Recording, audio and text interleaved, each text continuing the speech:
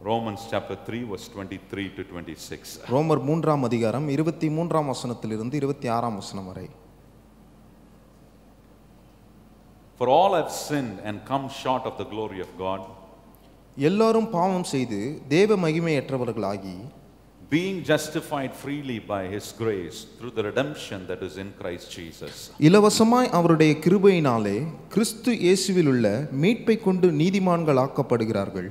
Whom God has set forth to be a propitiation through faith in his blood, to declare his righteousness for remission of sins that are passed through the forbearance of God. தேவன் பொறுமையாயிருந்த முற்காலத்தில் நடந்த பாவங்களை தாம் பொறுத்து கொண்டதை குறித்து தம்முடைய நீதியை காண்பிக்கும் பொருட்டாகவும் தாம் நீதியுள்ளவரும் இயேசுவினிடத்தில் விசுவாசமாய் இருக்கிறவனை நீதிமான் ஆக்குகிறவருமாய் விளங்கும்படி இக்காலத்திலே தமது நீதியை காண்பிக்கும் பொருட்டாகவும் To declare, I say, at this time is righteousness, that he might be just and the justifier of him which believeth in Jesus. கிறிஸ்து இயேசுவினுடைய இரக்கத்தை பற்றும் விசுவாசத்தினாலே பலிக்கும் கிருபாதார பலியாக அவரே ஏற்படுத்தினார். We're going to learn how God has made righteous. தேவன் எப்படி நம்மை நீதிமான் ஆக்குகிறார் என்பதை குறித்து நாம் படிக்க விரும்புகிறோம். We know only God is righteous. தேவன் நீதியுள்ளவர் என்பதை நாம் அறிந்திருக்கிறோம். And since God is a righteous God, it is he alone who can make us righteous. தேவன் நீதியுள்ள தேவனாய் இருக்கிறதுனாலே அவர் மாத்திரமே நம்மை நீதியுள்ளவர்களாய் மாற்ற முடியும். You know, to make us righteous, God has to rectify the sin that was in the human's life. நம்மை நீதிமானாய் மாற்ற தேவன் மனிதனுடைய வாழ்க்கையில் இருந்த அந்த குறைகளை சரி செய்ய அவர் விரும்பினார். We know the character of God is righteousness, holy, faithful, and so many character that we can keep saying about God. தேவனுடைய குணாதிசயத்தை பற்றி சொல்லும் பொழுது அவர் பரிசுத்தமானவர், அவர் நீதியுள்ளவர் என்று சொல்லி பல குணாதிசயங்களை நாம் சொல்லலாம். If he is a righteous God, then he has to surely rectify his sin by paying the penalty or punishing the sin that was in the human. அவர் நீதியுள்ள தேவனாய் இருக்கிறதுனாலே தேவன் மனிதனுடைய வாழ்க்கையில் இருக்கிற அந்த பாவத்தை நிவர்த்தி செய்யும்படி அவர் சில தண்டனைகளை அவர் ஏற்க இருந்தது. If he doesn't do that, there is no way for us to be made righteous with God. அதை செய்யவில்லை என்று சொன்னால் நாம் தேவனோடு கூட நீதியாய் நாம் இருக்க முடியாது. Tonight, learning about righteousness is more important. நீதியை குறித்து நாம் கற்றுக்கொள்வது இந்த ராத்திரி வேளையில ரொம்ப முக்கியமான ஒன்றாக இருக்கிறது. Because in a Christian life, the only thing that they don't believe is that when God says you are righteous, they don't accept it. கிறிஸ்தவ வாழ்க்கையிலே தேவன் மனுஷர்களை நீதிமான் என்று சொல்லும் பொழுது அவர்கள் அதை ஏற்றுக்கொள்கிறதில்லை. Because in the Christianity, especially in the Pentecost, we have come across with a teaching where it says, don't say yourself that you are a righteous man. நீதிமானான மனுஷன் என்று இந்த பெந்தேகோஸ்தே போதனையிலே அவர்கள் சொல்லிக் கொடுக்கும் பொழுது அவர்கள் ஏற்றுக்கொள்கிறதில்லை. We are not following any words that has been framed by any man in this world. அந்த உலகத்தில் இருக்கிற மனுஷனுக்கு பொருத்தப்பட்ட எந்த காரியங்களையும் பின்பற்றுகிறதில்லை. இந்த உலகத்தில் மனுஷனால் ஏற்பட்டிருந்த வார்த்தைகளை நாம் பின்பற்றவில்லை. We are not following the words of the man, but we are following the biblical word, what God has said about each and every one of us. வேதத்தில் தேவன் சொல்லப்பட்டிருக்கிற அந்த காரியத்தை தான் நாம் பின்பற்றுகிறோம். Look at, if God is righteous, then he also want you to be righteous. தேவன் நீதியுள்ளவர் என்றால் நீங்களும் நீதியுள்ளவர்களாய் இருக்க அவர் விரும்புகிறார். I remember I told you in the previous days, if God is holy, he also want you to be holy. கடந்த நாட்களிலே நான் சொல்லியிருந்தேன் தேவன் பரிசுத்தமுள்ளவர் என்று சொன்னால் நீங்களும் பரிசுத்தமாய் இருக்க அவர் விரும்புகிறார். There are certain things God wanted you to portray like him. சில காரியங்கள் தேவனை போல நீங்கள் இருக்க வேண்டும், பிரதிபலித்து காண்பிக்க வேண்டும் என்று அவர் விரும்புகிறார். And few things you cannot be like him. சில காரியங்களிலே அவரை போல நாம் இருக்க முடியாது. One such thing is he says, I am the almighty God. அவர் மகத்துவமுள்ள தேவன் என்று சர்வ வல்லமையுள்ள தேவன் என்று சொல்லுகிற காரியம். You cannot be an almighty person in this world. இந்த உலகத்தில் நீங்கள் சர்வ வல்லமையுள்ள நபராய் இருக்க முடியாது. And another thing which says about God is that God is an omnipotent God. அங்க பாருங்க இன்னொரு காரியம் என்ன சொல்லி இருக்குதுன்னா அவர் தனித்துவம் வாய்ந்த தேவன் என்று சொல்லி இருக்கிறது.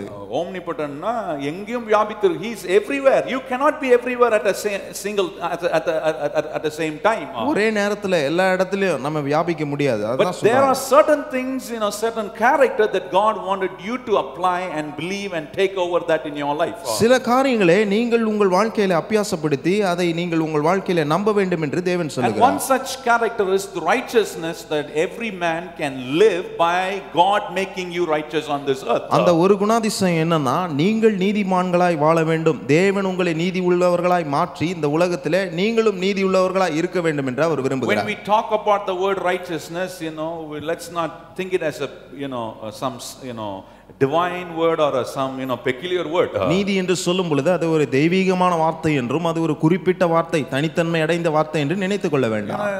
Don't think it's something has more reverence to that. ரொம்ப அதுக்கு வெளிப்பாடு இருக்கிறது என்று அதை நாம் நினைத்துக் கொள்ள வேண்டாம். Very simple. Righteousness is nothing but God is making right with you, right.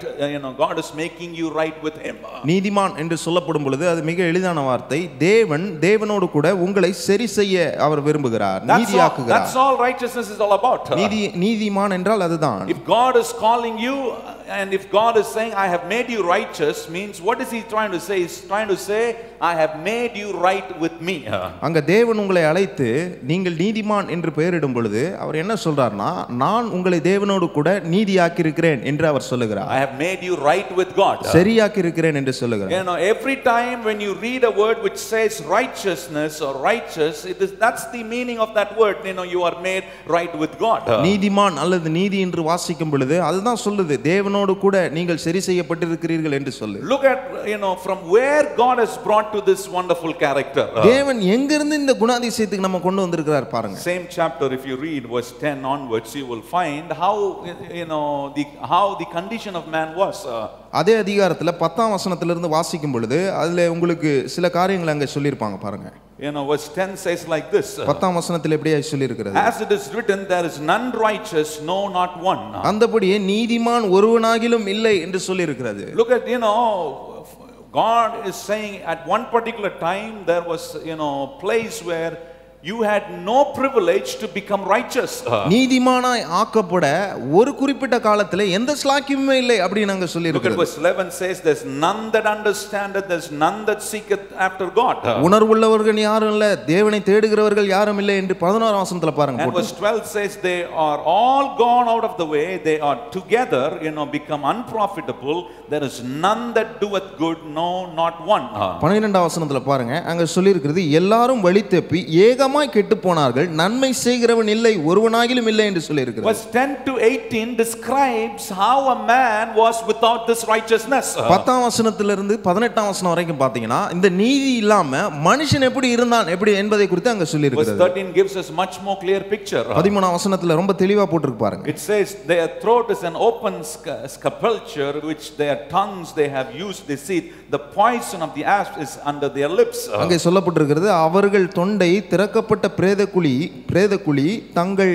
தங்கள் நாவுகளால் வஞ்சனையை செய்கிறார்கள், அவர்களுடைய உதடுகளின் கீழ் பாம்பின் விஷம் இருக்கிறது என்று சொல்லி இருக்கிறது. Whose mouth is full of cursing and bitterness. அவர்களுடைய வாய் ரொம்ப கசப்பினால் நிறைந்திருக்கிறது என்று சொல்லி இருக்கிறது. Verse 4 says that whose mouth is full of cursing and bitterness. அவர்களுடைய வாய் அவர்கள் சாபத்தினாலும் கசப்பினாலும் நிறையப்பட்டிருக்கிறது என்று சொல்லி இருக்கிறது. Look at unless a man is made right with God, his mouth is full of cursing and bitterness. எப்போ தேவனுடைய நீதியினால் நிறையப்படாமல் ஒரு மனுஷன் இருக்கிறானா அவனுடைய வாயில பொய்யும் பொல்லாங்கும் இருக்கிறது என்று சொல்லி இருக்கிறது. Verse 4 says cursing and bitterness. அங்கே 4ஆம் வசனத்தில் வாசித்தீர்கள் என்று சொன்னால், அங்கே 14ஆம் வசனத்தில் வாசித்தீர்கள் என்று சொன்னால் அதிலே சொல்லி இருக்கிறது சபிப்பினாலும் கசப்பினாலும் என்று சொல்லி இருக்கிறது. Look at, if you are not made right with God, these words will come out from your mouth. தேவனோடு கூட சரி செய்யப்படாமல் இருந்தீர்கள் என்று சொன்னால் இப்படிப்பட்ட வார்த்தைகள் தான் உங்கள் வாயிலிருந்து வரும். 15 says their feet are shift to shed blood.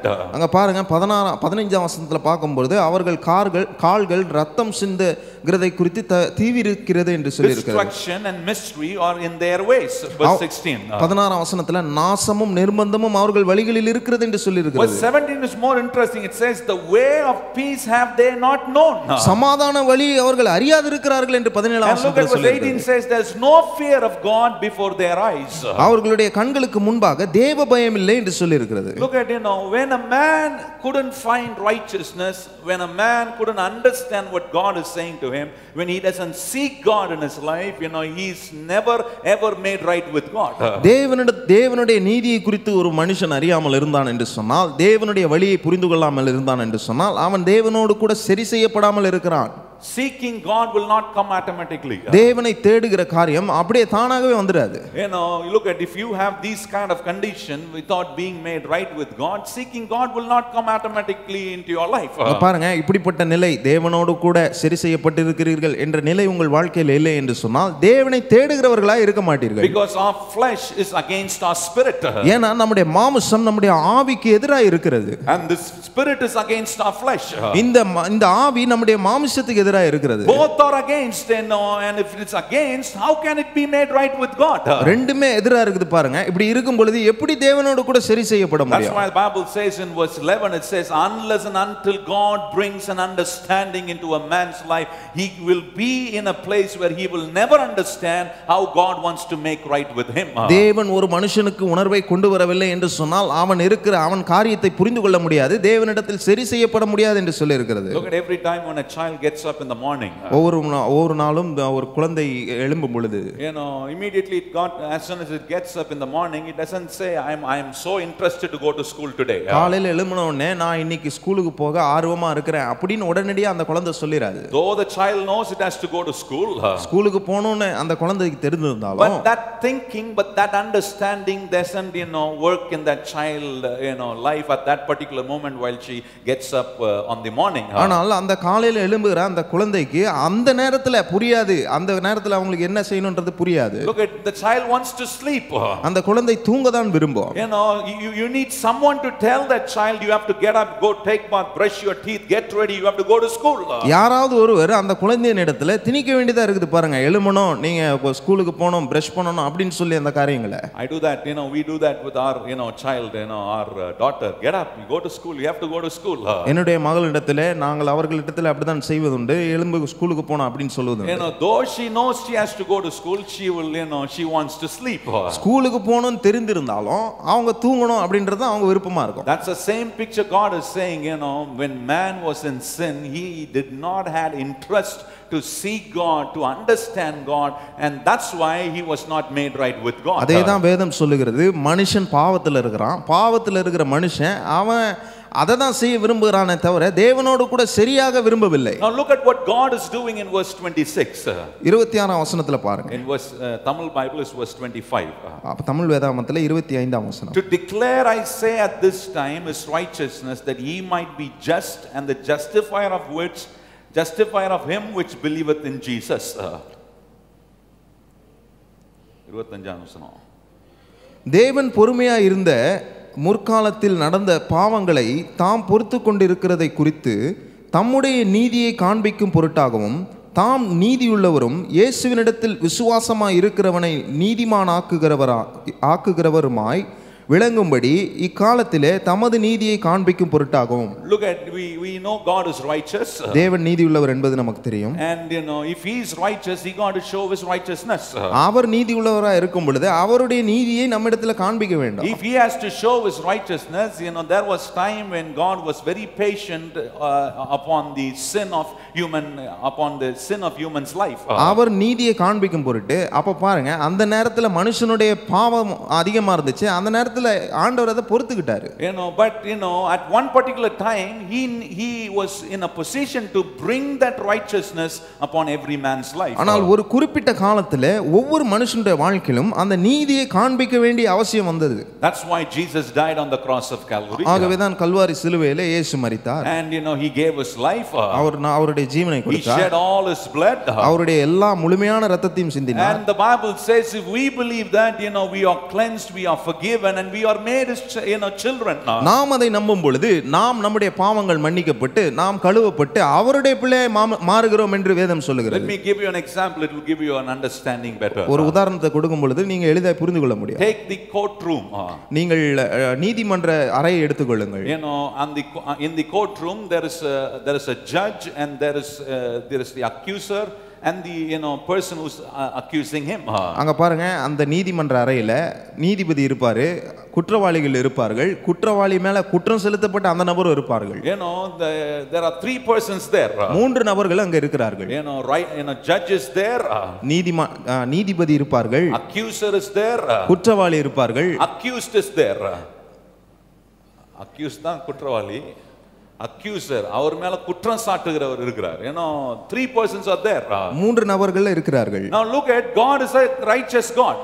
தேவன் நீதியுள்ள தேவன். If he is a righteous God, then he has to show out his righteous act. அவர் நீதியுள்ள தேவனா இருக்கும் பொழுது அவருடைய நீதியுள்ள செயலை பிறப்பி காண்பிக்க வேண்டும். But there is an accuser who's accusing the accused.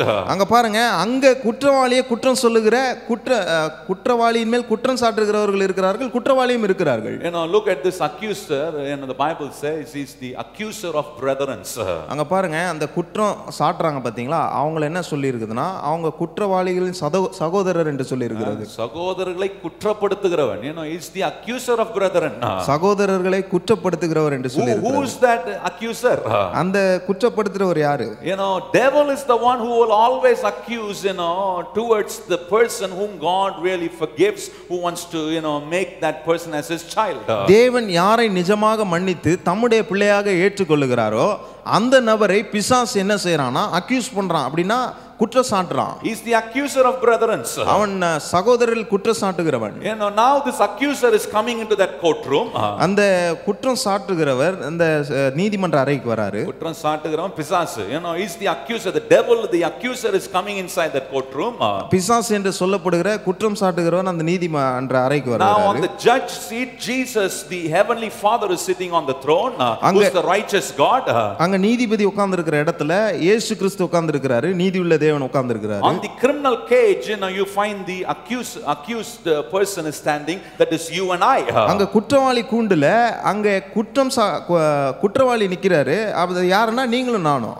Now look at, devil is coming as the accuser. பிசாசு குற்றம் சாட்டுகிறவனாய் வருகிறான். Now he is coming and saying, God, you are a righteous God. வந்து சொல்றான், தேவனே நீ நீதியுள்ள தேவன் என்று சொல்லி. You have to understand this. Unless you understand it, you will never understand how God made you righteous. இதை புரிந்து கொள்ள வேண்டும். இதை புரிந்து கொள்ளவில்லை என்று சொன்னால் எப்படி தேவன் நீதிமானாய் உங்களை ஆக்கினார் என்பதை அறிந்து கொள்ள முடியாது. Look at, the devil is coming inside the courtroom and he's saying, Lord, you are the God of righteous. பிசாசு என்ன பண்றான், கோர்ட் ரூமுக்கு வந்து ஆண்டவரே நீர்தான் நீதியுள்ள தேவன் என்று அவர் சொல்லுகிறான். And since you are the righteous God, you have to show out the righteous act. நீதியுள்ள தேவனா இருக்கிறதுனாலே நீதியின் செயலை நீர் பிரதிபலிக்க வேண்டும் என்று அவர் சொல்லுகிறார். So the devil is saying, the person who is standing on the criminal cage is being accused of all the mistake and sin that he has done. பிசாசு சொல்றான், குற்றவாளி கூண்டுல நிக்கிற அந்த குற்றவாளியை பார்த்து இவன் நிறைய தவறு செய்திருக்கிறான் என்று குற்றம் சாட்டுகிறான். And so he has done mistake. The Bible says the wages of sin is death. அங்க பாருங்க, அவன் குற்றவாளியா இருக்கிறதுனால பாவத்தின் சம்பளம் மரணம் என்று வேதம் சொல்லுகிறது. So God, you have to punish him.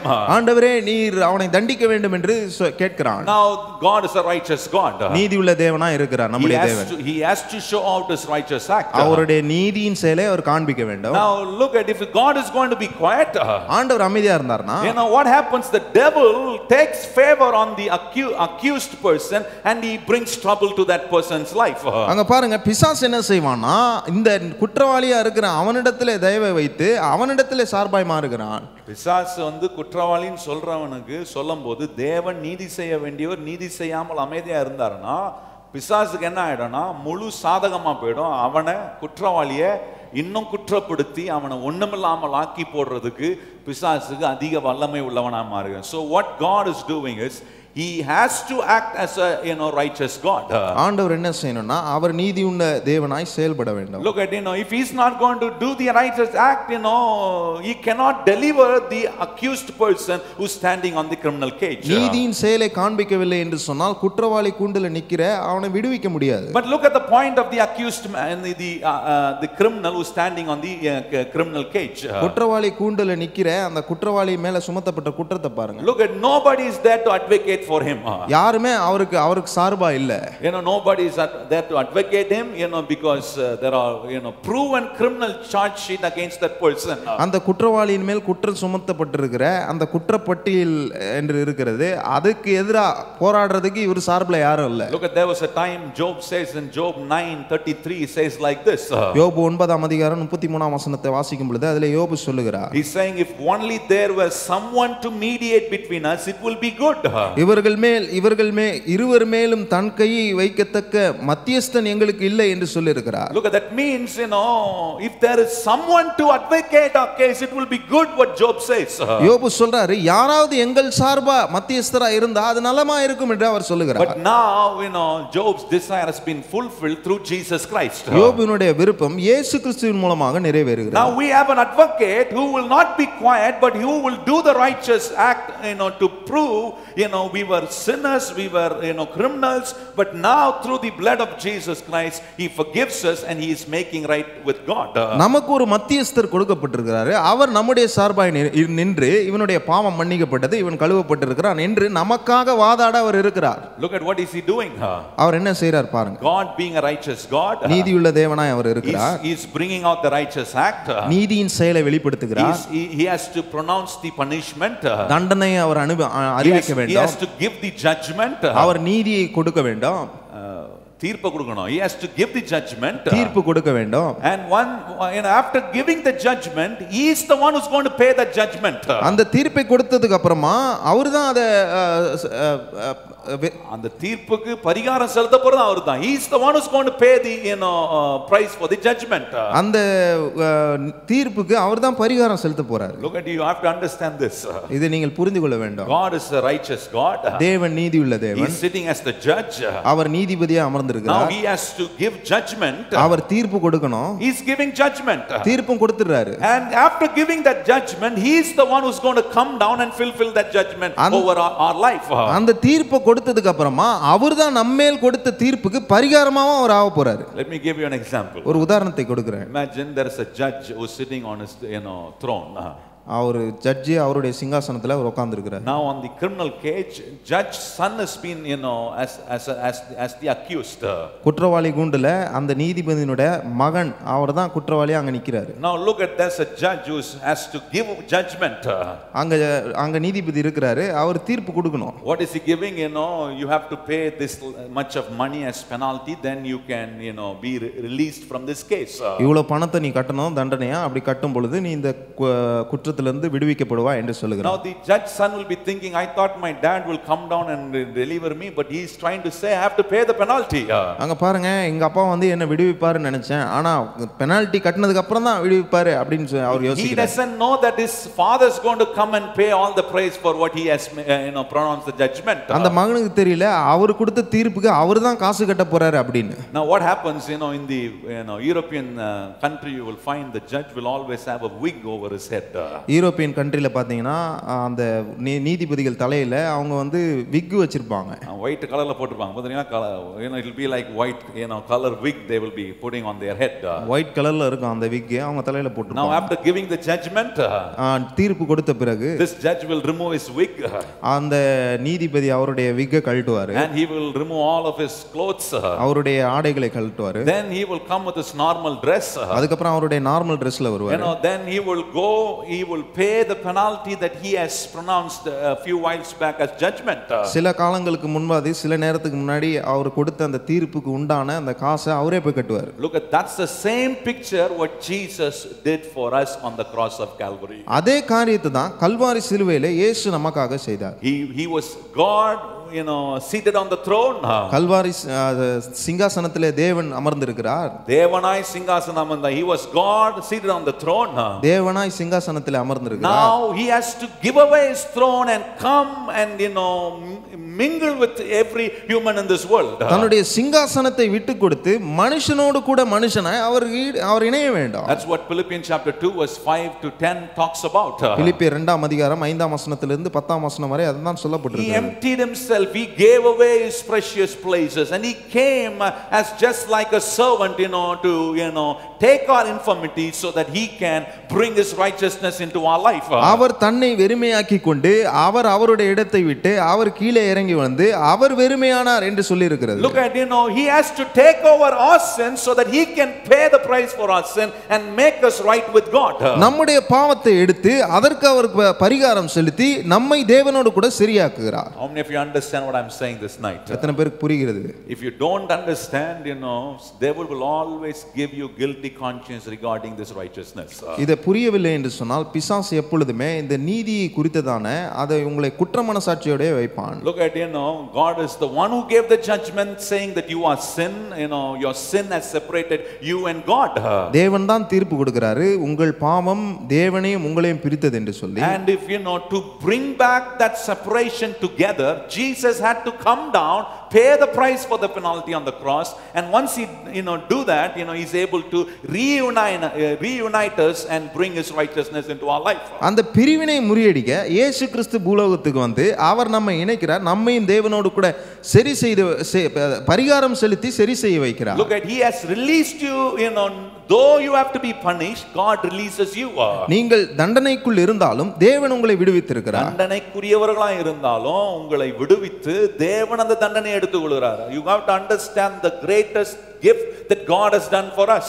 தேவன் உங்களுக்காக செய்த மிகப்பெரிய அந்த gift-ஐ நீங்க புரிஞ்சுக்கணும். Many Christians don't understand when God forgives them. தேவன் அவர்களை மன்னிக்கும் பொழுது நிறைய கிறிஸ்தவர்கள் அதை புரிந்து கொள்வதில்லை. They just simply think that if I ask Lord forgive me, my sins are forgiven.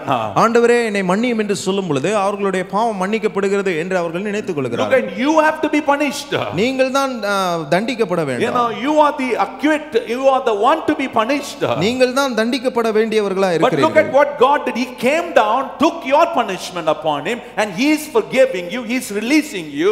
Though he knows that you want to be punished, he releases you and he wants you to enjoy his righteousness into your life. ஆண்டவர் என்ன பண்றார் பாருங்க, நீங்க தான் தண்டிக்கப்படணும் அப்படின்ற சூழ்நிலையில அவர் வந்து உங்களுடைய குற்றத்தை அவர் ஏற்றுக்கொண்டு தேவனோடு கூட சரி செய்கிறவராய் இருக்கிறார். There is no way in a man's life he could ever say I don't have any mistake in me. மனுஷனுடைய வாழ்க்கையில எப்பொழுதுமே சொல்ல முடியாது என்கிட்ட எந்த குறை குற்றம் எதுமே இல்லை என்று சொல்லி.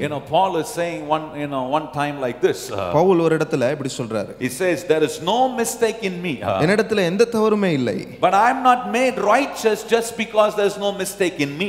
எனக்கு என்னிடத்துல எந்த தவறுமே இல்லை அப்படின்றதுனால நான் நீதிமான் ஆக்கப்படல. No, I am made righteous because God was punished in place of me, and through his forgiveness and through his blessing, through his gift I receive his righteousness. என்னுடைய இடத்துக்கு பதிலாக தேவன் தண்டிக்கப்படுறதுனால அவருடைய மன்னிப்பினாலே நான் நீதிமானாக்கப்படுகிறேன் என்று சொல்லுகிறார். That's more important tonight. அது ரொம்ப முக்கியம் இந்த ராத்திரி வேளையில. God takes your punishment. தேவன் உங்கள் தண்டனையை ஏற்றுக்கொண்டு. What is our punishment? நம்முடைய தண்டனை என்ன? Our charge sheet was very big. நம்முடைய குற்றப்பட்டியல் ரொம்ப பெருசு. It cannot be counted. அது எண்ணி பார்க்க முடியாது. It is like many books of serious. அது ரொம்ப சீரியஸான நிறைய புக்குகளா இருக்குது. Like how you watch your serial in TV, it's like that. டிவில எப்படி நீங்க உங்க சீரியலை பாக்குறீங்களோ அது எத்தனை நாள் போயிட்டே இருக்குது அந்த மாதிரி தான். Serial director doesn't know how to finish that serial. சில டைரக்டருக்கு அவர் அந்த சீரியலை எப்படி முடிக்கணும்ன்றதே அவருக்கு தெரியாது. It is going on. போயிட்டே இருக்குது. That is how our sin was, from the day you were born till today, it was just like, serial what's going on, and God took over that upon him and he has released you from your sin. நம்முடைய பாவம் அப்படிதான். நம்ம பிறந்ததுல இருந்து அது போயிட்டே இருக்குது. எப்படி சீரியல் போகுதோ அதே மாதிரி போயிட்டே இருக்குது. நம்முடைய பாவத்தை மீட்க தான் இயேசு கிறிஸ்து வந்து நம்மை மீட்டெடுக்கிறார். Look, tonight, even if you ask God, Lord forgive me, he is ready to forgive you. இந்த ராத்திரி வேளையில ஆண்டவரே இப்போ நீங்க கேட்டீங்கன்னா கூட ஆண்டவரே என்னை மன்னியும் என்று கேட்டா அவர் உங்களை மன்னிக்கிறதுக்கு ஆயத்தமா இருக்கிறார். Why? Because he is a righteous God. ஏன்? அவர் நீதியுள்ள தேவன். He came down to pay the judgment that he has declared over humanity.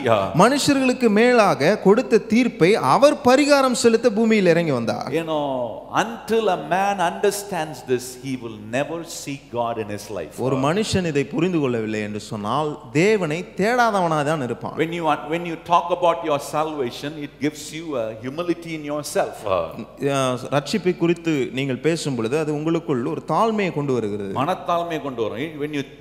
When you think about your salvation, it brings a great humility in your mind. ரட்சிப்பை குறித்து நீங்கள் யோசிக்கும் பொழுது உங்களுடைய மனதிலே மனத்தாழ்மையை கொண்டு வருகிறது. I was not worthy to receive salvation. ரட்சிப்பை பெற்றுக்கொள்ள நான் பாத்திரன் அல்ல. But there was a God who paid the penalty, who took over my punishment, and he has released me from all of these, charge sheet which was upon my life.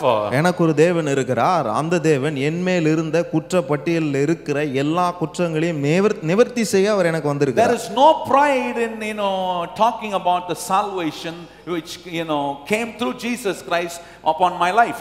என்னுடைய வாழ்க்கைக்கு நேராக இயேசு கிறிஸ்துவின் மூலமாக வந்த அந்த ரட்சிப்பை குறித்து நான் சொல்லுவதற்கு எந்த பெருமை பள்ளிக் கொள்வதற்கும் அவசியம் இல்லை. I don't have to take pride about myself. என்னை குறித்து நான் பெருமையாய் சொல்லிக் கொள்ள ஒண்ணுமே இல்லை. And if you are leading someone to God's salvation, you don't have to take pride on that. மற்றொருவரை நீங்கள் தேவனுடைய ரட்சிப்புக்கு நடத்துனீங்கன்னா அது உங்களுக்கு பெருமையா சொல்லிக் கொள்ள ஒண்ணும் இல்லை. There is no pride in saying about it. அத குறித்து சொல்றதுல எந்த பெருமையும் இல்லை. Because you did not do anything. It is God who was punished instead of you, and it is he who has paid the price. It is he who has brought the righteousness in you. He is the one who made you right with God so that you received your salvation. ஏனென்றால் நீங்கள் எதையுமே செய்யவில்லை, மாறாக உங்களுக்கு பதிலாக தேவன் எல்லா குற்றத்தையும் ஏற்றுக்கொண்டு அவர் இந்த பூமியிலே உங்களை தேவனோடு கூட சரியாக்கி எல்லா காரியத்தையும் செஞ்சது அவர்தான். You believe that and you received your salvation. அதை நம்பி ரட்சிப்பை பெற்றுக்கொள்கிறீர்கள். Let me give you some more scriptures tonight which will confirm you that God has made you righteous. தேவன் உங்களை நீதிமானாய் ஆக்கி இருக்கிறார் என்று சொல்லி அதை நிச்சயித்திருக்க சில வசனங்களை காண்பிக்கிறேன். I want you to remember the example that I gave the courtroom. அந்த குற்ற நீதிமன்ற அறை என்று சொன்ன அந்த உதாரணத்தை நீங்கள் ஞாபகத்தில் வைத்துக் கொள்ளுங்கள். Only then you will believe that God has made you righteous. அப்பொழுதுதான் தேவன் உங்களை நீதியாக்கி இருக்கிறார் என்பதை நம்புவீர்கள். Romans 5 verse 9. ரோமர் 5:9. Much more than being now justified by his blood, we shall be saved from the wrath through him. இப்படி நாம் அவருடைய இரத்தத்தினாலே நீதிமான்களாக்கப்பட்டிருக்க கோபாக்கினியை நீங்களாக அவராலே நாம் ரட்சிக்கப்படுவது அதிக நிச்சயமாமே. Look at it, says by faith the righteous shall live.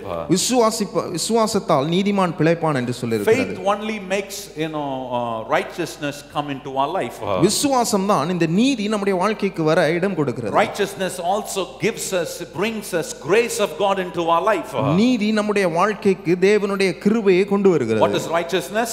நீதி என்றால் என்ன? You are made right with God. தேவனோடு கூட நீங்கள் சரி செய்யப்பட்டிருக்கிறீர்கள். Every time you are made right with God, God's grace come to your life.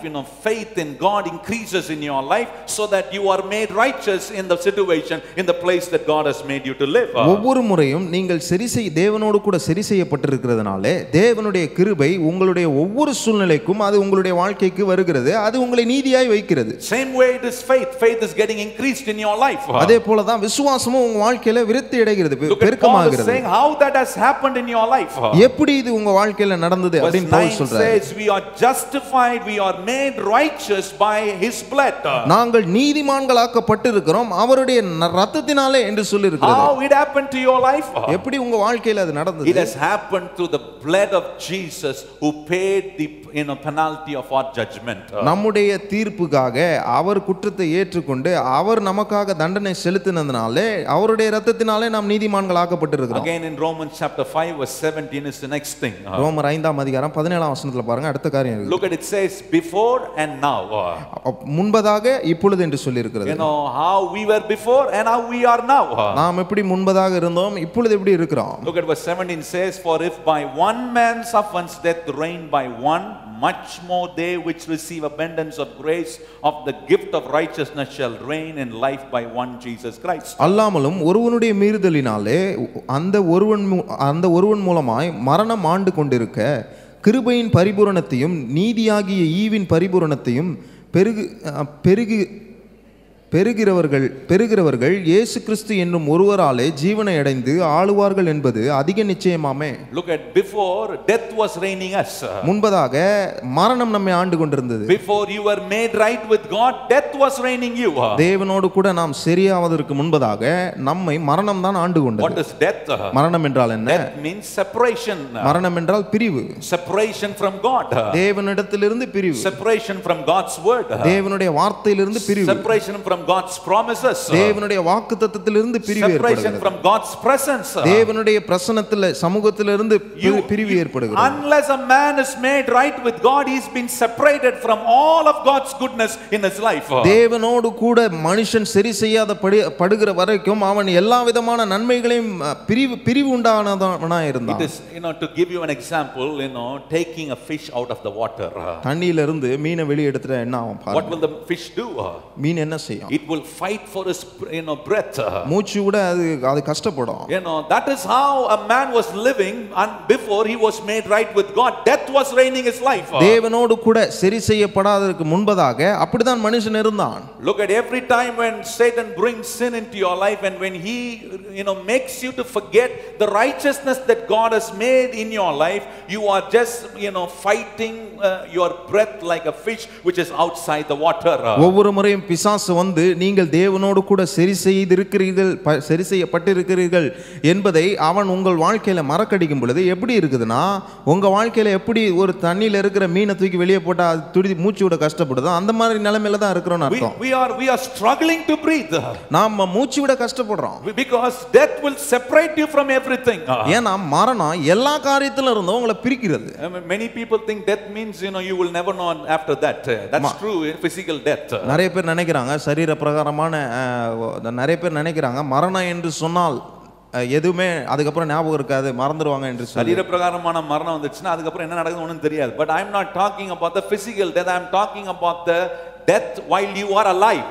உயிரோடு இருக்கும்போதே செத்து போற காரியத்தை குறித்து நான் சொல்றேன். நான் வெளிப்படுத்தல சொல்லிருக்கு பாருங்க, உயிர் உள்ளவன் என்று பேர் கொண்ட எப்படி இருக்கறானா, செத்தவனா இருக்கிறான். You will be alive but yet living a dead life. உயிரோடு இருப்பீங்க ஆனா மரண வாழ்க்கையை வாழ்ந்து கொண்டிருப்பீங்க. No peace, no joy, no delightment, no happiness in your life. சந்தோஷம், சமாதானம், மகிழ்ச்சி, சந்தோஷம் எதுமே இருக்காது. Why? Because death is reigning. ஏனா மரணம் ஆட்கொள்றது. What is that death is doing? It is separating you from God, separating you from every blessing that God has for your life. மரணம் என்ன செய்து தேவன் உங்கள் வாழ்க்கையில வைத்திருக்கிற எல்லா ஆசீர்வாதத்திலிருந்து உங்களை தேவனிடத்திலிருந்து பிரித்து எடுக்கிறது. But now what God is saying, once you are made righteous, தேவனோடு கூட நீங்கள் சரி செய்யப்பட்டு நீதிமான்கள் ஆக்கப்படும் பொழுது இப்போ என்ன சொல்லப்பட்டிருக்கிறது? The Bible says now death is not reigning you, the life of Jesus is reigning in you. இப்பொழுது மரணம் உங்களை ஆளுகை செய்யவில்லை, உங்களை இயேசு கிறிஸ்துவே ஆளுகை செய்கிறார் என்று சொல்லி இருக்கிறது. So you need to believe you are on the ruling party today. இப்பொழுது ஆளுகை செய்யப்படுகிற அந்த கட்சியிலே நீங்கள் இருக்கிறீர்கள். I'm not talking about this worldly government. இந்த உலக பிரகாரமான இந்த அரசாங்கத்தை குறித்து நான் சொல்லவில்லை. No, whoever is ruling, it's a dummy rule. யாரெல்லாம் ஆள்றாங்களோ அது டம்மி ஆளுகை தான். And I'm talking about the reign that comes through Jesus Christ into our life. இயேசு கிறிஸ்துவின் மூலமாக நம்முடைய வாழ்க்கைக்கு வருகிற அந்த ஆளுகை குறித்து நான் சொல்லுகிறேன். Look at God is reigning you. ஆண்டவர் உங்களை ஆளுகை செய்கிறார். The Bible says until a man understands that he is made right with God, death was reigning him. தேவனிடத்திலே சரி செய்யப்பட்டிருக்கிறான் என்பதை ஒரு மனுஷன் புரிந்து கொள்ளாததற்கு முன்பதாக வரைக்கும் மரணம் தான் ஆட்கொண்டது என்று சொல்லியிருக்கிறார். Once you understand that no more it is death who is reigning me, it is the life of Jesus which is reigning my life, because Jesus lives in each and everyone who believes him. இயேசு கிறிஸ்துவினுடைய ஜீவன் தான் என்னை ஆளுகை செய்கிறது அப்படின்றத ஒரு மனுஷன் அறிந்து கொள்ளும் பொழுது அப்பொழுதுதான், ஏனென்றால் இயேசு கிறிஸ்து ஜீவனாய் அவனுக்குள் வாழுகிறார். Look at every time when Jesus is reigning your life, இயேசு உங்கள் வாழ்க்கையை ஆளுகை செய்யும் பொழுது your situation will not be ruling you. உங்கள் சூழ்நிலை உங்களை ஆளுகை செய்யும். I find many people say my situation is like this, that's why I'm like that, that's why things are not happening to me. நிறைய பேர் என்னிடத்துல சொல்லி இருக்கிறதே நான் கேட்டிருக்கிறேன், என்னுடைய சூழ்நிலை இப்படி இருக்குது, அதனால தான் காரியங்கள்லாம் இப்படி நடக்குது அப்படின்னு சொல்றாங்க. No, once God starts to reign in you, starts to rule in you, it is not the situation that is ruling you. It is God who is starting to rule your life, no matter how your situation is. உங்கள் வாழ்க்கையிலே தேவன் ஆளுகை செய்கிறார் என்று சொல்லும் பொழுது உங்கள் வாழ்க்கையின் சூழ்நிலை எப்படியா இருந்தாலும் தேவன் அதை பார்த்துக் கொள்வார். தேவன் ஆளுகிறவராய் இருக்கிறார் என்பதை அறிந்து கொள்ள முடியும். Look at when God called Adam, he said, come on, subdue and have dominion. அங்க பாருங்க, தேவன் ஆதாமை அழைக்கும் பொழுது அவர் அங்க சொல்றாரு, இதை நீ ஆண்டுகொள் என்று சொல்லுகிறார். He's trying to say subdue it and have dominion, have rule over everything. எல்லாவற்றிலும் ஆதிக்கம் எடுத்துக்கொள், ஆண்டுகொள் என்று சொல்லுகிறார். Look at every time when God comes into your life, that's the same thought will run in your mind, in your spirit and in your soul. அப்படிதான் தேவன் உங்கள் வாழ்க்கைக்குள் வரும் பொழுது உங்கள் ஆவி, ஆத்துமா, சரீரம், உங்கள் மனது எல்லாவற்றிலுமே அவர் ஆளுகை செய்கிறவராய் இருக்கிறார். Devil will always say you cannot reign. பிசாசு எப்பொழுதுமே சொல்வான், நீங்க ஆள முடியாது.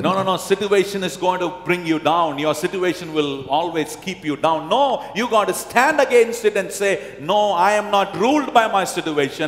I am ruled by the God who has made me right with him. சூழ்நிலை கீழே தள்ள போகிறது என்று பிசாசு சொல்லும் பொழுது உங்களுடைய வாழ்க்கையில என்னுடைய சூழ்நிலை என்னை கீழே தள்ளாது, நான் என்னுடைய சூழ்நிலையால் ஆளுகை செய்யப்படுகிறவன் அல்ல, தேவனால் ஆளுகை செய்யப்படுகிறேன், எனக்கு சூழ்நிலை பெரிய காரியம் கிடையாது என்று சொல்ல வேண்டும். Look at Jesus said to his disciple, come, let us go to the other side of the lake. இயேசு சீஷரிடத்தில் கூப்பிடுகிறார், அவரிடத்தில் சொல்லுகிறார், அக்கறை போவோம் வாருங்கள் என்று சொல்லி. Luke chapter 8 verse 22-23. லூக்கா 8ஆம் அதிகாரம் 22ஆம் வசனத்திலிருந்து 23ஆம் வசனம் வரை. When Jesus said, come, let us go to the other side of the lake, there was situation for them. அங்க பாருங்க, இயேசு சொல்றாரு அக்கறைக்கு போவோம் வாங்க அப்படினு சொல்லும்போது அங்க ஒரு சூழ்நிலை இருக்கிறது. Look at every time when Jesus comes into your life, there will be situation coming against you. ஒவ்வொரு முறையும் இயேசு உங்க வாழ்க்கையில வரும் பொழுது சூழ்நிலைகள் எதிராய் தான் இருக்கும். How many of you know that? எத்தனை பேருக்கு அது தெரியும்? I became the child of God, I have no problems. நான் தேவனுடைய பிள்ளையா இருக்கிறேன், எனக்கு எந்த பிரச்சனையும் இல்லை. No, you cannot say that. அப்படி நீங்க சொல்ல முடியாது. The only place you won't have problem is either heaven or hell. ஒரே பிரச்சனை, ஒரே காரியம், அங்க பிரச்சனை இல்லைன்னு சொல்லப்படக்கூடிய காரியம் ஒன்னு பரலோகமா இருக்கும் இல்ல நரகமா இருக்கும். ஒரே இடம் தான், ஒன்னு பரலோகமா இருக்கணும் இல்ல நரகமா இருக்கணும். The only place you can say you have no problem is heaven. எந்த பிரச்சனையுமே இல்ல அப்படினு சொல்ற ஒரே இடம் பரலோகம். As long as we are on this earth, there are problems, there are challenges we have to face.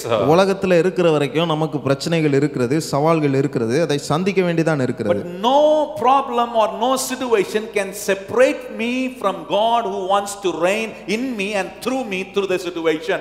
என்னுடைய வாழ்க்கையில ஆளுகை செய்யவிருக்கிற இந்த தேவன், என்னுடைய வாழ்க்கையில ஆளுகை செய்யவிருக்கிற இந்த இயேசு கிறிஸ்து இருக்கும் பொழுது என்னுடைய சூழ்நிலையின் மூலமாக அவர் செயல்படுகிறவராய் இருக்கிறார். Look at what was the situation when Jesus said, let's go to the other side of the lake. அக்கறைக்கு போவோம் வாருங்கள் என்று சொல்லும் பொழுது அங்கே நடந்த சூழ்நிலைகள் என்ன? Storm was there was heavy storm and heavy wind was blowing. அங்கே புயல் அடிக்கிறதை நாம் பார்க்கிறோம். And you find all the water was water was just rushing through inside the boat. தண்ணீர் படகுக்குள்ள அந்த தண்ணீர்கள் வருகிறதை நாம் பார்க்கிறோம். It was filling the boat. அதை படகை நிரப்புகிறது. Now look at what was going down in the mind of the disciple. சீஷர்களுடைய எண்ணத்திலே, அவர்களுடைய மனதிலே என்ன யோசிக்கிறார்கள் என்று பாருங்கள். They believe that situation has overtaken our life. இந்த சூழ்நிலை என்னுடைய வாழ்க்கையை மேற்கொண்டது என்று நினைத்தார்கள். That's how they went and said, Master, we are going to die, don't you care about the situation? ஆகவே தான் அவர்கள் போய் சொன்னார்கள், நாங்கள் மாண்டு போவது தெரியவில்லையா என்று சொல்லி. Don't you care about our situation? எங்க சூழ்நிலை குறித்து நீங்கள் உங்களுக்கு அக்கறை இல்லையா என்று கேட்கிறார்கள். Look at every time when you forget that God is given his life to reign in you, you will say situation has overcome your life. தேவன் தம்முடைய ஜீவனை கொடுத்து என்னுடைய வாழ்க்கையை ஆளுகை செய்கிறார் என்பதை நீங்கள் மறக்கும் பொழுது நீங்கள் எப்படி சொல்லுவீர்கள் என்று சொன்னால் என்னுடைய சூழ்நிலை என்னை மேற்கொண்டது என்று சொல்லுவீர்கள். Look at what Jesus was doing. இயேசு அங்க என்ன செய்றார் பாருங்க. Jesus was also into that situation. இயேசு அதே சூழ்நிலையில தான் இருக்கிறார். But look at he was reigning that situation. ஆனா இயேசு கிறிஸ்து அந்த சூழ்நிலையை அவர் ஆளுகிறார். That is how God want you to reign your situation. அப்படிதான் உங்கள் சூழ்நிலையை நீங்கள் ஆள தேவன் விரும்புகிறார். Your finance might be going down. உங்கள் பொருளாதாரம் கீழான நிலையில போகலாம். You might have problems in your job.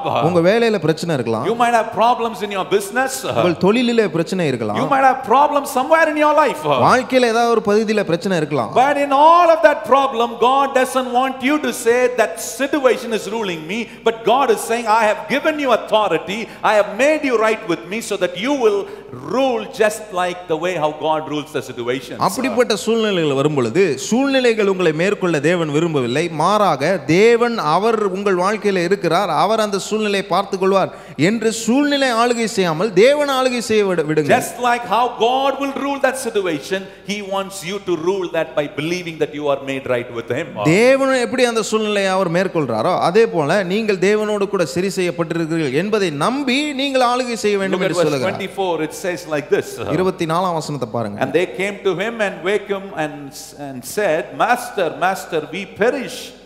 Then he rose and rebuked the wind and the raging of the water, and they ceased, and there was a great calm.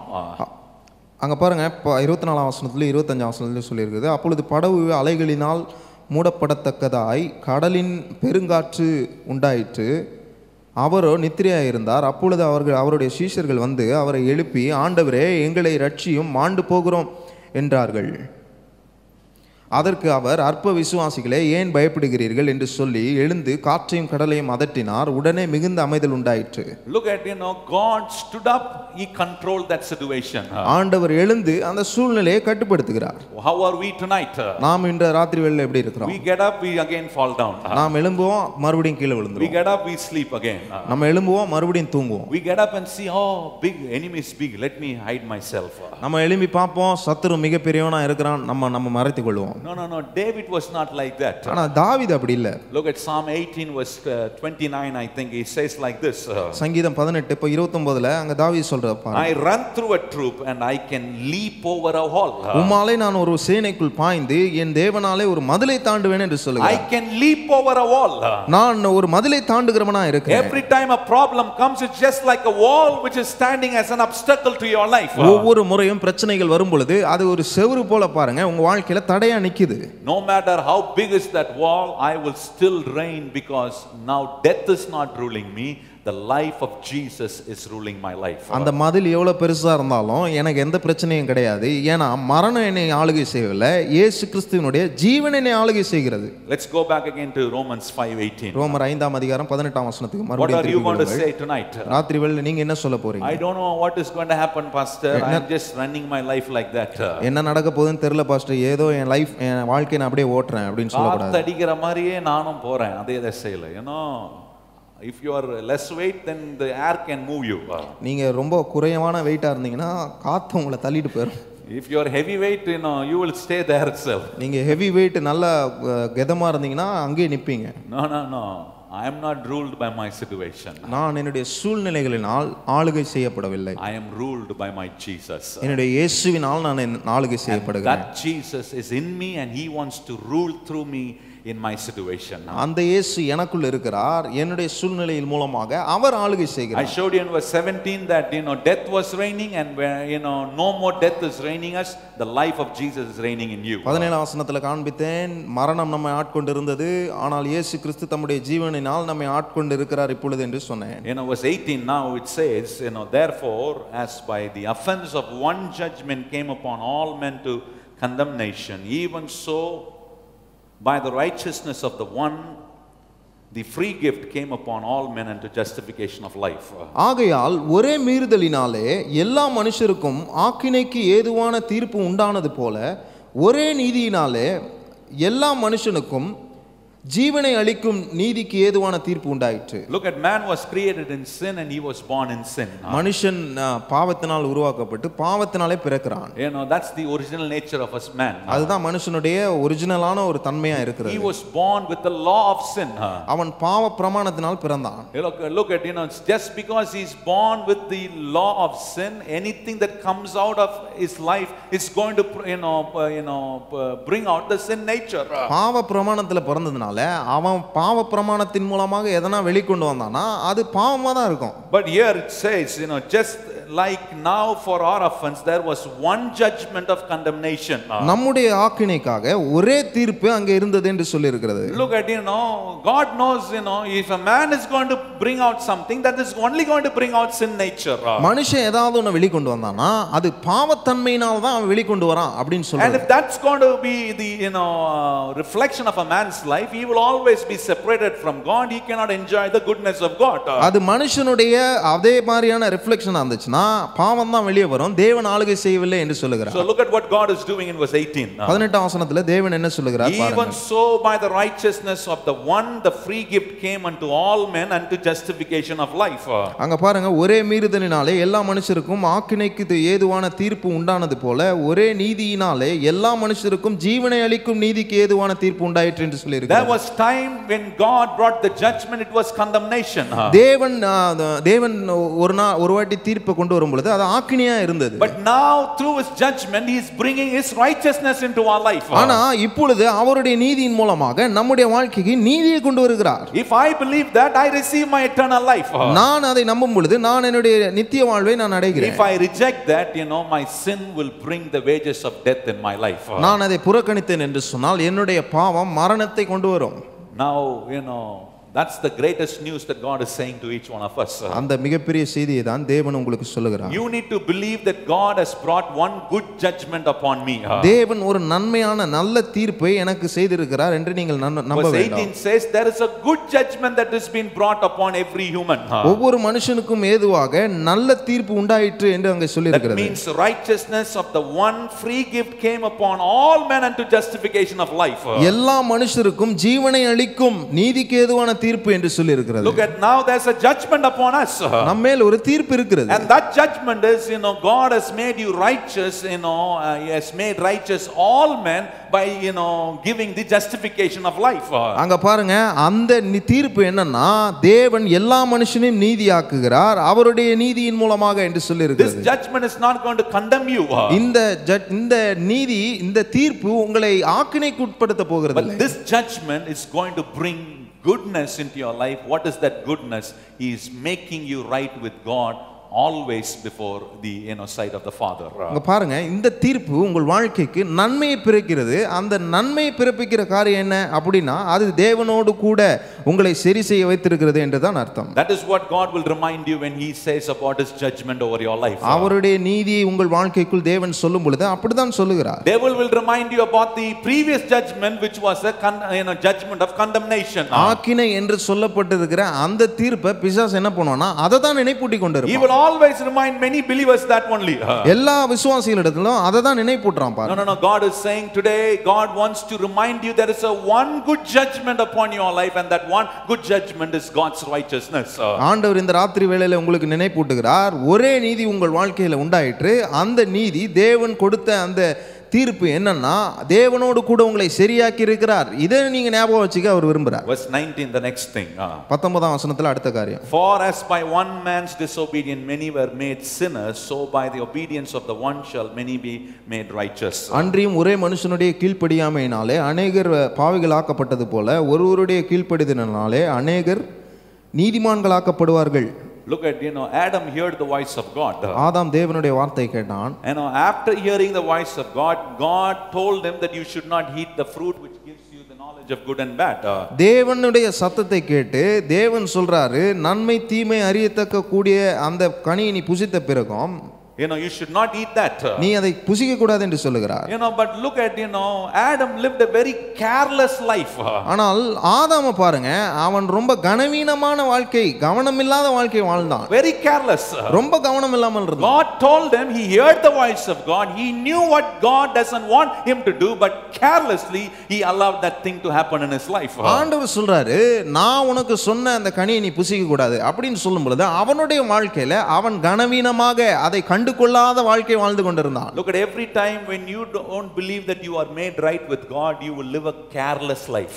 ஒவ்வொரு வாட்டியும் நீங்கள் தேவனோடு கூட சரி செய்யப்பட்டிருக்கிறீர்கள் என்பதை நீங்கள் நினைக்கவில்லை என்று சொன்னால் நீங்கள் கவனமில்லாத வாழ்க்கை வாழ்ந்து கொண்டிருக்கிறீர்கள். ரொம்ப careless-ஆ, very careless. Anything and everything they will be very careless. எல்லா விஷயத்திலும் கேர்லெஸ்ஸா இருப்பீங்க.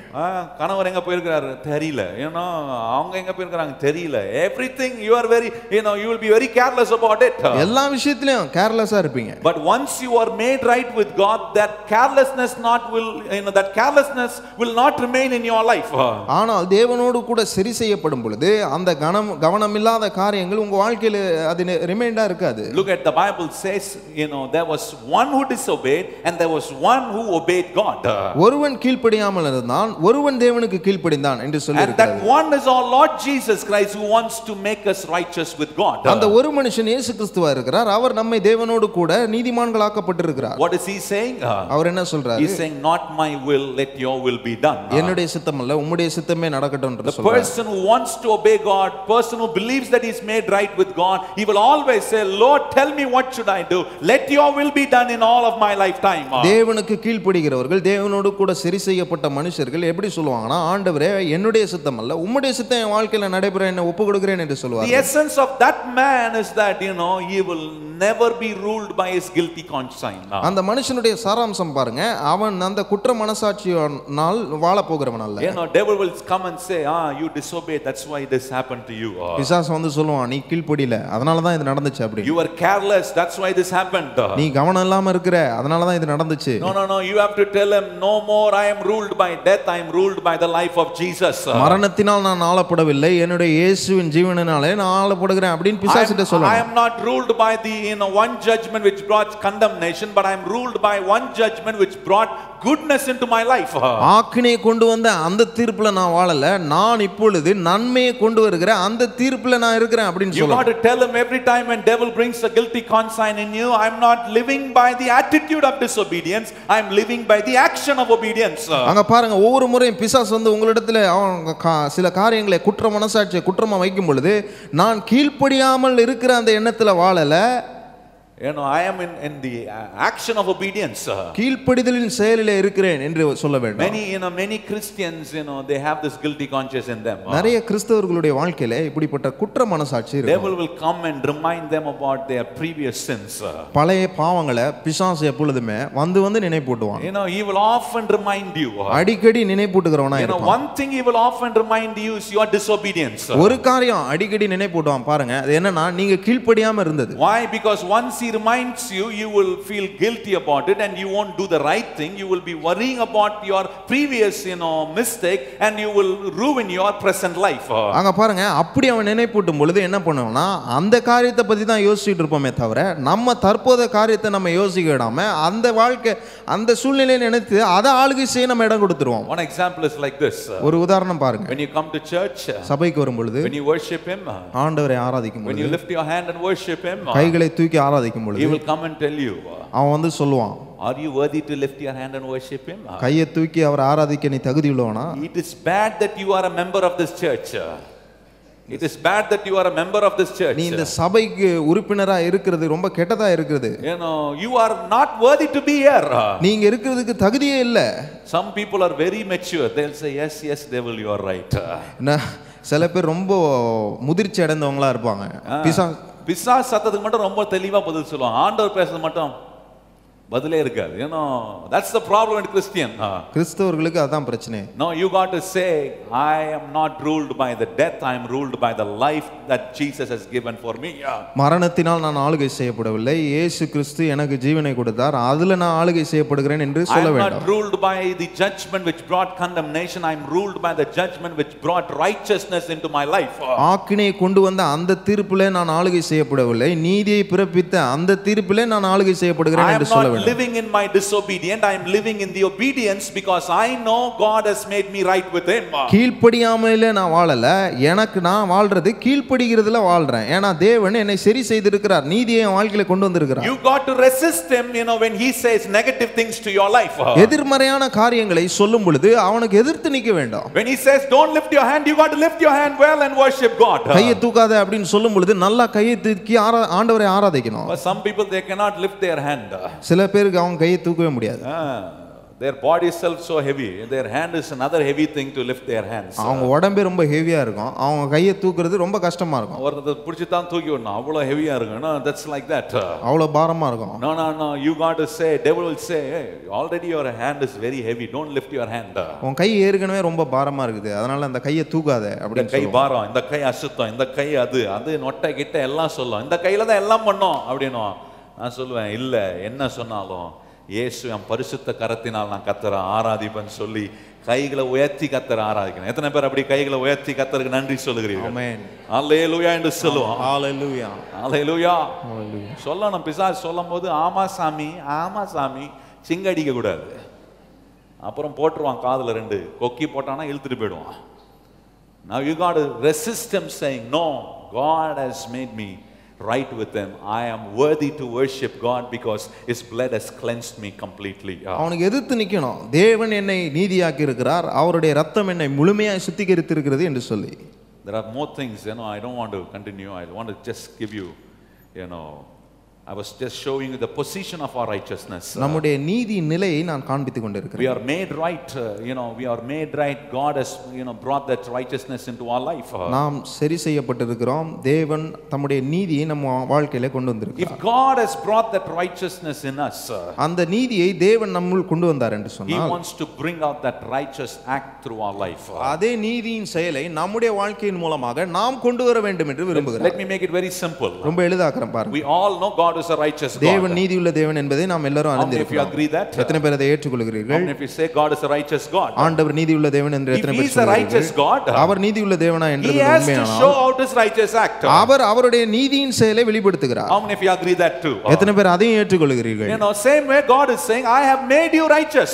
அதே போல தான் ஆண்டவர் சொல்றார், நான் உங்களை நீதிமானாக்கி இருக்கிறேன். Now what God is expecting? தேவன் என்ன எதிர்பார்க்கிறாரு? He wants you to bring out that righteous act. அதே நீதியின் செயலை உங்ககிட்ட இருந்து கொண்டு வரணும் அப்படின்றத விரும்புறாரு. If God gives you and if God shows it out, it is what God is expecting through our life. தேவன் அதை கொடுத்திருக்கிறார், தேவன் அதை காண்பிக்கிறார்னா அதே காரியத்தை நம்முடைய வாழ்க்கையில இருந்து எதிர்பார்க்கிறார். I want to quickly show you some scripture and pray for you tonight. சில வசனங்களை உங்களுக்கு சொல்லி நான் ஜெபிக்க விரும்புகிறேன். I skipped out many scripture, but this will, make you strong in believing that God has made you right.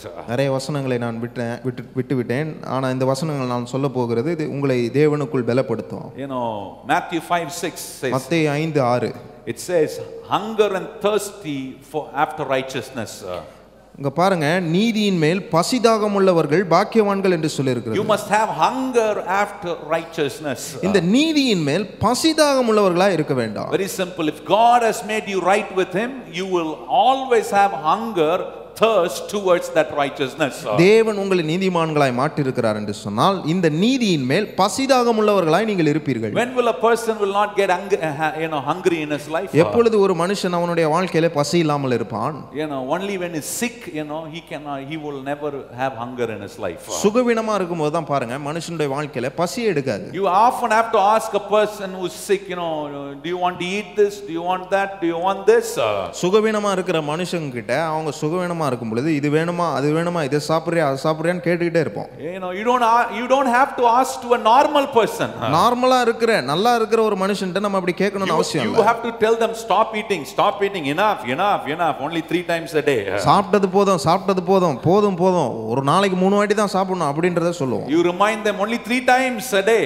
ஒரு நாளைக்கு 3 வாட்டி தான் சாப்பிடணும் அப்படின்றத நினைப்பூட்டுவோம். சில வீட்ல பானையா வடிக்கிறாங்க. It is going on, it is getting empty often. அடிக்கடி அது வெறுமையாயிருது, பானையா வடிச்சோம்.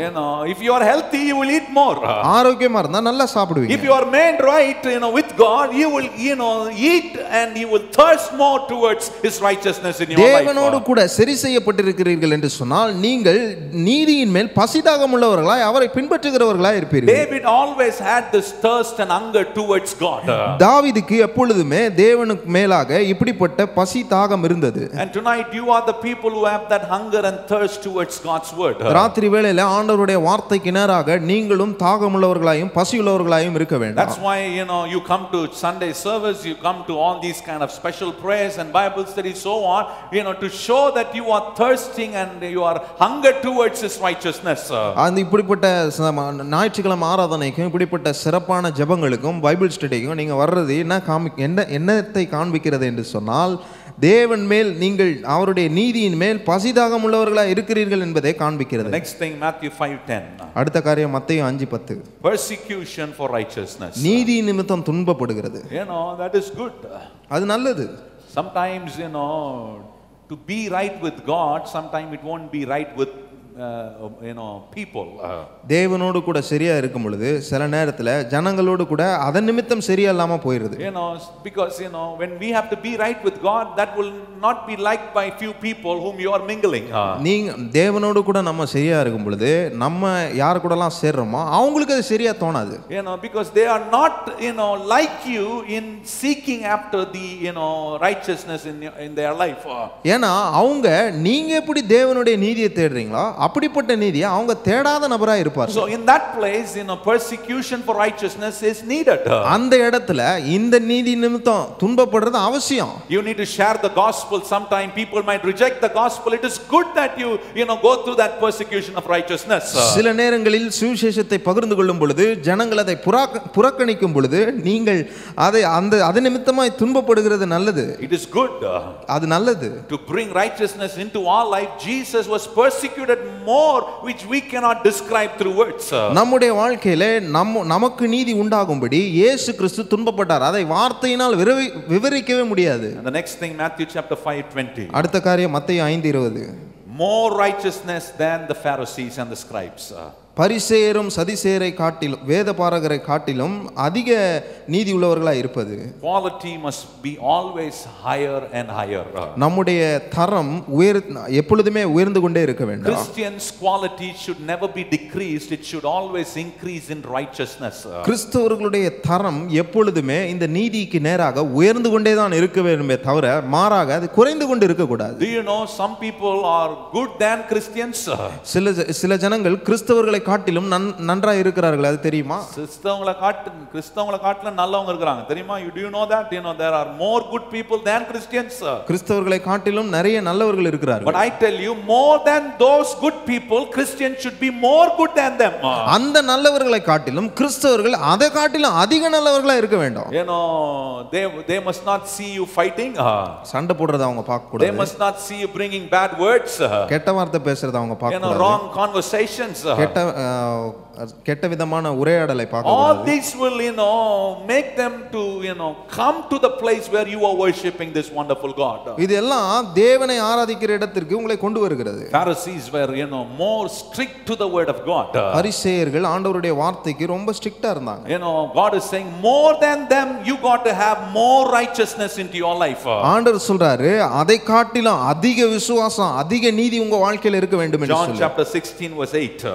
யோவான் 16 அதிகாரம் 8 வசனம். Holy Spirit will insist you regarding righteousness. நீதி குறித்து பரிசுத்த ஆவியானவர் உணர்த்துகிறவராய் இருக்கிறார். Every time the Holy Spirit will insist you towards righteousness. நீதியின் குறித்து ஒவ்வொரு முறையும் பரிசுத்த ஆவியானவர் உணர்த்தி கொண்டே இருப்பார். Matthew chapter 3 verse 15. மத்தேயு 3:15. It is good to fulfill all the righteousness that God has fulfilled. எல்லா நீதியையும் நிறைவேற்றுவது தேவன் நிறைவேற்றின எல்லா நீதியையும் நாம் நிறைவேற்றுவது நமக்கு ஏற்றதாய் நல்லதாய் இருக்கிறது என்று சொல்லியிருக்கிறார். God has appointed something means தேவன் ஏதாவது ஒன்றை ஏற்படுத்தி இருக்கிறார். Man has to accept it and obey it and do it.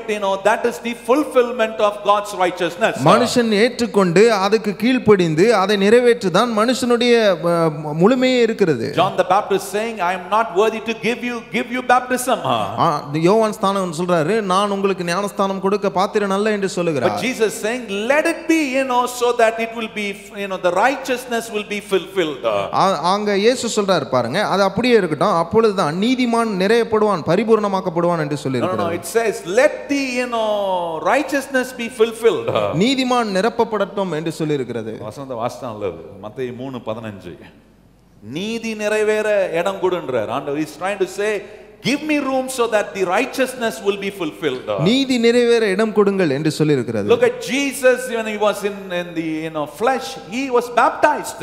இயேசு கிறிஸ்து மாம்சமா இருக்கும் பொழுது அவர் ஞானஸ்தானம் கொடுக்கப்பட்டார். There was no sin in him. அவருக்குள் பாவம் இல்லை. He was a righteous man. அவர் நீதியான மனுஷன். But yet he went through that method of baptism. அப்படி இருந்தும் அந்த ஞானஸ்தான முறைக்குள்ள அவர் செல்லுகிறார். Why?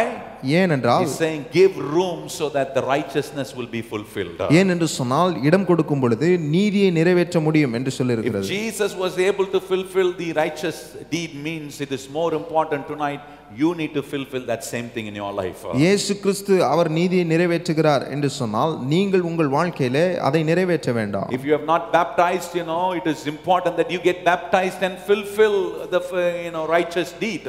நீங்கள் ஞானஸ்தானம் எடுக்கவில்லை என்று சொன்னால் நீங்கள் ஞானஸ்தானம் எடுத்து இந்த நீதியை நிறைவேற்ற வேண்டாம். Matthew chapter 6:33. மத்தேயு 6:33. We all know, giving first preference for, righteousness. அங்க பாருங்க, முதலாவது தேவனுடைய ராஜ்யத்திற்கும் அவருடைய நீதிக்கும் இடம் கொடுக்கிறது. God's requirement is you give first preference for God's righteousness. ஆண்டவருடைய தேவை என்னன்னு சொன்னா ஆண்டவருடைய நீதிக்கு முதலிடம் கொடுப்பது. Being like Jesus and doing like Jesus is more important. இயேசுவை போல் இருந்து இயேசுவை போல் செய்வது தான் ரொம்ப முக்கியம். That signifies the righteousness of God in your life. அது எதை காண்பிக்கிறது என்று சொன்னால் தேவனுடைய நீதியை உங்கள் வாழ்க்கையில காண்பிக்கிறது. Why God created you and me in his image? எதுக்கு தேவன் தம்முடைய சாயலிலே உங்களையும் என்னையும் படைத்தார்? He wants you to be like him and do like him. அவரை போல இருந்து அவரை போல செய்ய வேண்டும் என்பதற்காக. Why God has placed us in Villivakkam? எதற்கு தேவன் நம்மை வில்லிவாக்கத்தில் வைத்திருக்கிறார்? Why God has placed you in the MTH road? எதற்கு தேவன் உங்களை MTH ரோட்ல வைத்திருக்கிறார்? Why God has placed you where you are living? எங்க வாழ்றீங்களோ அந்த இடத்துல எதுக்கு தேவன் உங்களை ஏற்படுத்தி இருக்கிறார்? Because God cannot reveal himself himself, but he is going to reveal himself through each and every one of us. தேவன் தானாக அவரை வெளிப்படுத்தி காண்பிக்க முடியாது, மாறாக அவர் உங்கள் மூலமாக தம்மை வெளிப்படுத்துகிறார். So God's requirement is this, that you give first preference for his righteousness so that he will be revealed out through your life. ஆகவே தேவனுக்கு அவருடைய நீதிக்கும் முதல் உரிமையை கொடுக்க வேண்டும். அப்படி இருந்தா அவர் உங்கள் மூலமாக அவருடைய நீதியை நிறைவேற்றுகிறார். Matthew chapter 6 it says prayer, fasting prayer and having good relationship with neighbors. மத்தேயு 6ஆம் அதிகாரத்தில் வாசிக்கும் பொழுது அங்கே 6ஆம் வசனத்தில் சொல்லப்பட்டிருக்கிறது ஜெபம் பண்றது, உபவாசத்தில் இருந்து ஜெபம் பண்றது என்று சொல்லி இருக்கிறது. All these are bringing out the act of righteousness in your life. இது எல்லாமே நீதியின் செயலை உங்கள் வாழ்க்கையில கொண்டு வருகிறது. Tonight God is saying he has made you righteous. ராத்திரி வேளையில ஆண்டவர் சொல்றாரு அவர் உங்களை நீதிமானாய் மாற்றி இருக்கிறார். He has made you right with God. தேவனோடு கூட சரியாக்கி இருக்கிறார். And once you believe that, he is able to bring out that righteous act in your life. அதை நம்பும் பொழுது அந்த நீதியின் செயலை உங்கள் மூலமாக அவர் செய்கிறார். கர்த்தர் என்னவா மாத்தி இருக்கிறார்?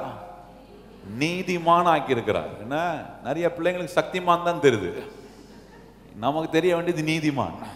ஆமென். நம்ம தேவனோடு சரியாக்கப்பட்டோம். எழும்பி நிப்போம், நம்ம ஜெபம் பண்ணுவோம். நல்ல ஆண்டவரே, இயேசுவின் நாமத்தில் இந்த இரவு நேரத்தில் சிலுவையிலிருந்து நீர் எங்களுக்கு கற்றுக் கொடுத்த இயேசு கிறிஸ்துவின் மூலமாய் நாங்கள் பெற்றுக்கொண்ட உம்முடைய நீதிக்காக நாங்கள் நன்றி சொல்லுகிறோம். எத்தனை பேர் கைகளை உயர்த்தி வாய்களை திறந்து ஆண்டவருக்கு நன்றி சொல்லி, ஆண்டவரே நியாயமாய் தண்டிக்கப்பட வேண்டிய நாங்கள், ஆண்டவரே குற்றவாளியாய் இருக்க வேண்டிய நாங்கள், நிரபராதி என்று எங்களை நீர் விடுதலை செய்திருக்கிறீர். ஆண்டவரே, இன்றைக்கு நாங்கள் உம்முடைய ரத்தத்தினால் விடுதலை ஆக்கப்பட்டிருக்கோம். எத்தனை பேர் அப்படி சொல்ல முடியும்? இயேசுவே, உம்முடைய ரத்தம் எங்களை விடுதலை ஆக்கி இருக்கிறது, உம்முடைய ஜீவன் எங்களை விடுதலை ஆக்கி இருக்கிறது.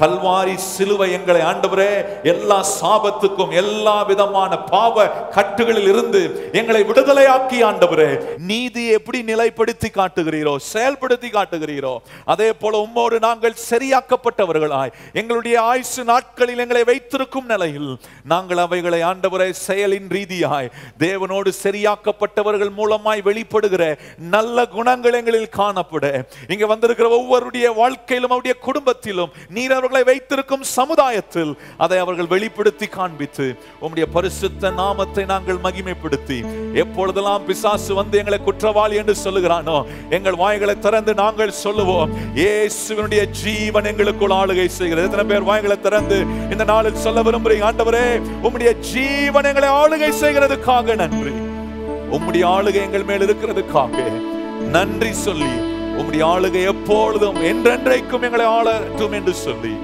உம்முடைய கரத்துக்குள்ள எங்களை அர்ப்பணிக்கிறோம். ஆண்டவரே, இந்த ஒரு மாதம் முழுவதும் இந்த கல்வாரி ஆண்டவரே சிலுவை நாட்களிலே உம்முடைய பாதத்தை அன்றி பிடிக்க தேவன் எங்களுக்கு கொடுத்த பலனுக்காக உமக்கு நன்றி. மீதி உள்ள ஆண்டவரே மிச்ச நாட்களிலும் நாங்கள் வந்து ஆண்டவரே பூரணமான உம்முடைய நன்மையை பெற்றுக்கொள்ள கர்த்தர் கிருபை செய்வீராக. காலையில் நடக்க இருக்கிற முதல் ஆண்டவரே மாதத்தின் முதல் நாளில் ஆராதனையில் நாங்கள் வந்து உம்முடைய ஆசீர்வாதத்தை பெற்றுக்கொள்ள நீர் உதவி செய்யும். கன மகிமை துதி எல்லாம் உமக்கு தருகிறோம். இயேசு கிறிஸ்துவின் நல்ல நாமத்தில் ஜெபிக்கிறோம் எங்கள் பரிசுத்தம் நல்ல பிதாவே, ஆமென். இப்பொழுது நம்முடைய கர்த்தராகிய இயேசு கிறிஸ்துவின் கிருபையும் பிதாவாகிய தேவனுடைய அன்பும் பரிசுத்தாவினுடைய அந்யோன்ய ஐக்கியமும் இன்றும் என்றும் சதா காலங்களும் நம் அனைவருடன் நிலைத்திருப்பதாக. ஆமென். எல்லாரும் இணைந்து சொல்லும், என் ஆத்துமாவே கர்த்தரை ஸ்தோத்திரி, என் உள்ளமே பரிசுத்த நாமத்தை ஸ்தோத்திரி. என் ஆத்துமாவே கர்த்தரை ஸ்தோத்திரி, கர்த்தர் செய்த சகல உபகாரங்களையும் மறவாதே. ஆமென். தேவனோடு சரியாக்கப்பட்டிருக்கிறோம். அந்த நிலைமையிலே வாழ கர்த்தர் நமக்கு பலன் கொடுப்பார். God bless you.